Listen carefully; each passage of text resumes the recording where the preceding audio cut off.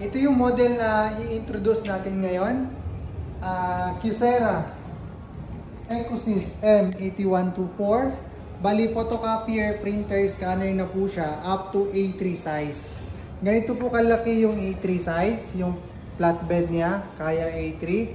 And then, built-in document processor na po, maximum 50 sheets. And purpose nito is for multiple scanning, multiple pages. Siya na mag-automatic mag-scan kahit back-to-back. And then yung printing naman ito is duplex na din po.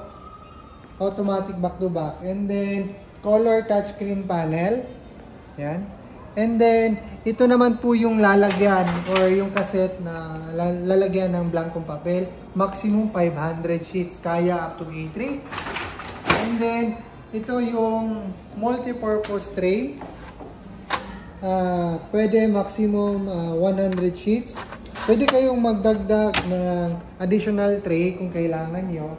And then color na po ito. Ito yung toner.